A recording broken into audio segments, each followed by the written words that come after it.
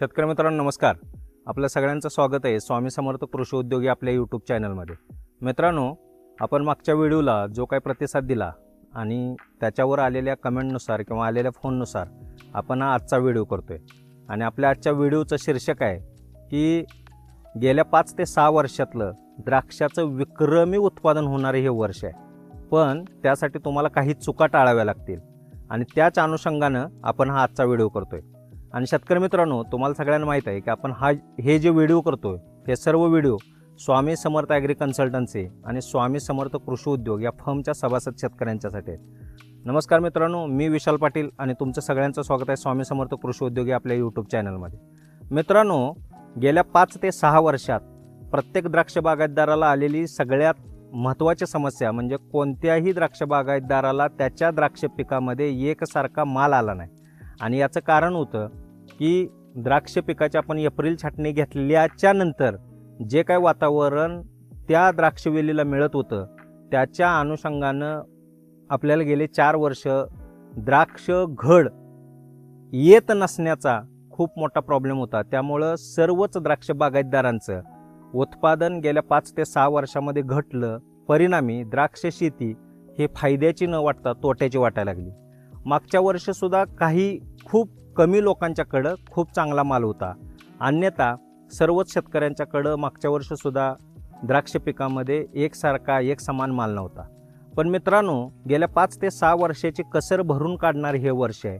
या वर्षी प्रत्येक द्राक्ष बागायतदाराला खूप चांगले द्राक्षघड मिळण्याची आज आपण आता हा व्हिडिओ तयार करत असताना परिचित परिस्थिती आहे. यावर्षी द्राक्ष पिकामध्ये माल कमी येण्यासाठी ज्या कोणत्या शेतकऱ्याकडून चुका होतील त्या कोणत्या असतील तर सगळ्यात महत्त्वाचं काडी व्यवस्थापन म्हणजे प्रमाणापेक्षा जास्त दाट काडी असणं हे माल न येण्यासाठी एक प्रमुख कारण असेल. दुसरं कारण असेल पाणी व्यवस्थापनातील चुकीचा ताण. योग्य वेळी पाण्याचं जो ताण द्राक्षवेलीला बसायला पाहिजे तो बसणं हे जसं गरजेचं आहे तसंच योग्य वेळी द्राक्षवेलीला जी पाण्याची गरज आहे ती पूर्ण होणंसुद्धा खूप महत्त्वाचं आहे. आणि या सगळ्यापेक्षा सगळ्यात महत्त्वाचं जे कारण असेल ते कारण म्हणजे पीजीआरच्या फवारणीच्या योग्य वेळा आणि सगळ्यात शेवटी पण सगळ्यात महत्त्वाचं कारण 40 ते 70 या काळामध्ये कोणत्याही परिस्थितीत द्राक्ष पिकामध्ये तणनाशकांचा उपयोग न करणे. यापुढं कोणत्या परिस्थिती होतील, तो द्राक्ष बागायतदार कोणत्या पद्धतीनं त्याच्या द्राक्षवेलीची काळजी घेईल याच्या अनुषंगानं त्याचं भविष्यातलं उत्पादन ठरणार आहे. पण काही गोष्टी आपण मागच्या 2, 4, 5 वर्षात शिकलो आणि त्यातली सगळ्यात महत्त्वाची गोष्ट आहे की द्राक्षघड येण्यासाठी बाजारात मिळत असलेल्या कोणत्याही औषधाशिवाय सर्वात महत्त्वाची कोणती गोष्ट असेल तर ती आहे सूर्यप्रकाश. आणि सूर्यप्रकाश जर तुमच्या द्राक्षवेलीला प्रॉपर आणि चांगला मिळाला, या काळामध्ये शेतकऱ्याचं पाणी व्यवस्थापन चांगलं असेल आणि याच काळामध्ये त्या शेतकऱ्यानं त्याच्या बागेला कोणत्याही पद्धतीच्या रोगाला व किडीला बळी पडून दिलं नाही आणि अतिरिक्त होणाऱ्या तापमानाचा योग्य पद्धतीनं जर त्याचं मॅनेजमेंट केली, योग्य वेळी त्या द्राक्षवेलीचा ट्रेस कमी केला तर यावर्षी प्रत्येक शेतकऱ्याला प्रत्येक द्राक्ष उत्पादकाला खूप चांगले द्राक्ष घड मिळतील. मग अशा कोणत्या चुका आहेत ज्या केल्यामुळं तुमच्याकडं मिळणाऱ्या द्राक्षघडाचं प्रमाण कमी होतं, हेच आज आपण आपल्या या व्हिडिओमध्ये बघणार आहे.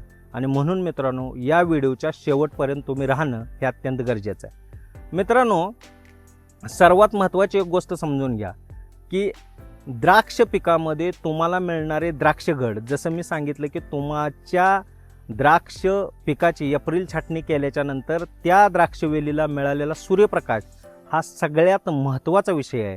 आणि याच्यानंतरचा जो सगळ्यात महत्त्वाचा दुसरा विषय आहे तो म्हणजे पाणी व्यवस्थापन. म्हणजे द्राक्षवेलीमध्ये कोणत्या वेळी पाण्याची उपलब्धता जास्त असायला पाहिजे आणि कोणत्या वेळी पाण्याची उपलब्धता कमी करायला पाहिजे, या गोष्टी प्रत्येक द्राक्ष बागायतदारानं समजून घेणं गरजेचं आहे.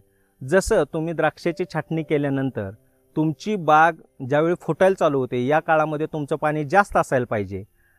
ज्यावेळी तुम्ही सपकेंसाठी पहिला शेंडा स्टॉप करता यावेळीपर्यंत तुमचं पाणी जास्त असायला पाहिजे आणि ज्यावेळी तुमच्या बगल फुटा सगळीकडे चांगल्या निघतात यानंतर तुमचं पाणी हळूहळू कमी केलं गेलं पाहिजे आणि ह्या पाण्याचा द्राक्षवेलीला ट्रेस आला पाहिजे.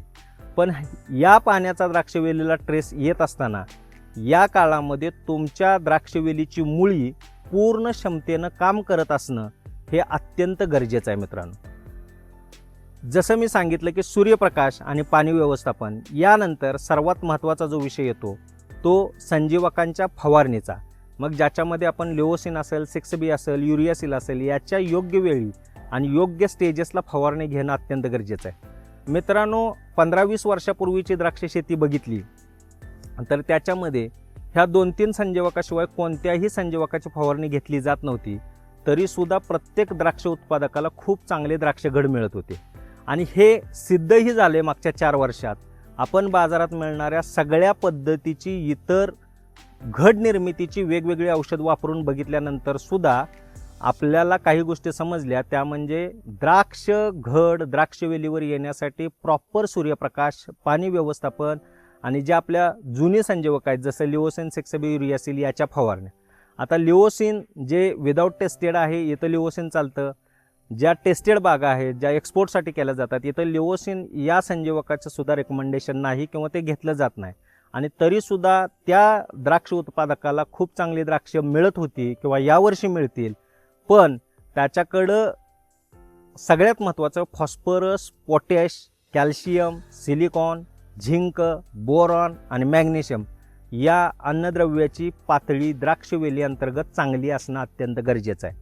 आणि इतर ज्या संजीवकाच्या फवारण्या घेत आहेत म्हणजे काही एक्सपोर्टमध्ये 6B, युरियासिलचा सुद्धा उपयोग केला जात नाही पण तिथं सायटोकायनिनच्या लेवल वाढवण्यासाठी CPV सारख्या संजीवकाचा उपयोग केला जातो. तर याच्या योग्य वेळी फवारणी म्हणजे जसं ऑक्टोबर छाटणीच्या नंतर तुम्ही द्राक्ष बागेची जे छाटणी करणार आहे, मालाची गोडी छाटणी जी करणार आहे, ही गोडी छाटणी करत असताना प्रत्येक द्राक्ष बागायतदार सपकेंच्या पुढे 3 ते 4 डोळे ठेवून द्राक्ष बागेची छाटणी करत असतो. आणि मग जे ठेवले जाणारे 3 ते 4 डोळे या 3 ते 4 डोळ्याला तुमचं सगळ्यात बेस्ट मॅनेजमेंट होणं हे अत्यंत गरजेचे आहे. आणि या 3 ते 4 डोळ्यालाच तुमचा सगळ्यात चांगला सनलाईट मिळणं ही सुद्धा गोष्ट अत्यंत गरजेची आहे. आणि हे सगळं केल्यानंतर ज्यावेळी तुम्ही ऑक्टोबरमध्ये बाग छाटणार आहे त्यावेळी याच 2-3 डोळ्यावर विश्वास ठेवून तुम्ही ऑक्टोबर छाटणीमध्ये सपकेंच्या पुढं 1 किंवा 2 डोळे ठेवून जास्तीत जास्त 3 डोळे ठेवून बाग छाटणी घ्यायला पाहिजे. आणि हे ठेवलेले सगळेच्या सगळे डोळे फुटावेत असा प्रयत्न तुम्ही करायला पाहिजे. तर तुमच्याकडं द्राक्ष घड जास्तीत जास्त येण्याची शक्यता वाढत. यानंतरचा दुसरा विषय मित्रांनो 6B आणि युरियासिल एकत्र फवारणी घेतली तर चालते का? तर निश्चित चालते. तुम्ही 6B आणि युरियासिल हे एकत्र फवारणीमध्ये घेऊ शकता. याच्यामध्ये तुम्ही 05234, कॅल्सिबोर सारखं कॅल्शियम आणि बोरॉन, झिंकबोर सारखं झिंक आणि बोरॉन, मॅग्नेशियम, सिलिकॉन, सीवीड अशा कोणत्याही त्याला बूस्ट करणाऱ्या किंवा त्याची ताकद अधिक वाढवणाऱ्या कोणत्याही औषधाचा याच्यामध्ये प्रभावी वापर करू शकता. म्हणजे एक वेळ तुम्ही समजून चाला की 6BA, युरियासिल, 05234 आणि झिंक बोरची फवारणी घेऊ शकता. किंवा जसं आपण आपल्या मागच्या व्हिडिओमध्ये सांगितलं की 6B, युरियासिल, फिक्स घड आणि सेल्फॉक्स. आता हे सेल्फॉक्स काय आहे हे मागच्या व्हिडिओमध्ये सांगितले. कॅल्शियम डायहायड्रोजन फॉस्फेट म्हणजे याच्यामध्ये कॅल्शियम आणि फॉस्फरस हे 2 अन्न घटक मिळत आहेत. आणि त्याच्याबरोबर फिक्सगडमध्ये सीवीड आहे. 6B, युरियासिल हे तुमचं सिंथेटिक सायटोकायनिन वाढवण्यासाठी आणि तुमच्या द्राक्षवेलीचा RNA DNA स्ट्रक्चर मजबूत करण्यासाठी अशी फवारणी तुम्ही घेऊ शकता. याच्या पुढची फवारणी तुम्ही ज्यावेळी घेणार आहे त्यावेळी 6B, युरियासिलमध्ये मॅक्झिमिनोफॉस आणि फ्रूटपूल याचा उपयोग करू शकता. याच्यामुळे सुद्धा तुमच्या काडीची जाडी आणि डोळ्याची साईज वाढण्यासाठी तुम्हाला मदत होऊ शकते. आणि पुन्हा तिसरी फवारणी घेत असताना 6B, युरियासिल, सेल्फॉक्स आणि फिक्सगड अशा पद्धतीनं जर तुम्ही फवारणीचं व्यवस्थापन ठेवलं तर यावर्षी तुमच्याकडं खूप चांगला माल येईल. पण त्याच्यासाठी ऑक्टोबर छाटणीमध्ये सपकेंच्या पुढं 2 ते 3 डोळे ठेवून बाग छाटणीची तयारी तुमची असायला पाहिजे. आता सगळ्यात महत्त्वाचं मित्रांनो या काळामध्ये काडी तयार करत असताना प्रत्येक द्राक्ष बागायतदार हा त्याच्या द्राक्ष पिकामध्ये संजीवकाच्या फवारणी ज्या पद्धतीने घेतो त्याच पद्धतीने त्यांना कीटकनाशकाच्या फवारण्यासुद्धा चांगल्या घेणं, या काळामध्ये थ्रिप्ससारख्या रसशोषक किडीचा, मिलीबगसारख्या रसशोषक किडीचा त्रास तुमच्या द्राक्षवेलीला झाला नाही पाहिजे याची काळजी घेणं सुद्धा अत्यंत गरजेचं आहे. आणि याच्याशिवाय बुरशीजन्य रोगापासून तुमची द्राक्षवेल वाचली पाहिजे आणि तुमची पानं ज्यावेळी कवळी असतात त्यावेळी त्याचं रक्षण करणं ही अत्यंत गरजेची गोष्ट आहे.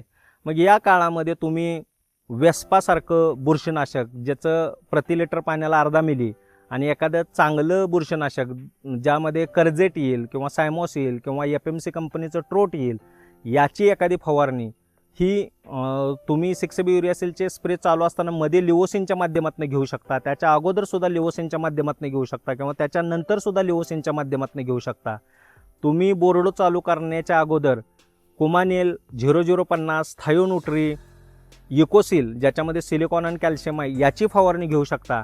अशा पद्धतीनं तुम्ही द्राक्षवेलीचं बॅलन्स न्यूट्रिशन ज्याच्यामध्ये जसं मी सांगितलं की phosphorus, potash, zinc, boron, magnesium, calcium आणि सिलिकॉन हे अत्यंत महत्त्वाचे असणारे अन्नघटक जर तुम्ही तुमच्या द्राक्षवेलीला देत गेलात, योग्य वेळी त्याची पूर्तता करत गेलात, मग याच्यासाठी आपण मागं सांगितलं होतं तसं ऑलरेडी सारखा एक प्रोडक्ट आहे ज्याचा उपयोग केल्यानं तुम्हाला सिलिकॉन आणि पोटॅश हे 2 अन्नघटक मिळतात.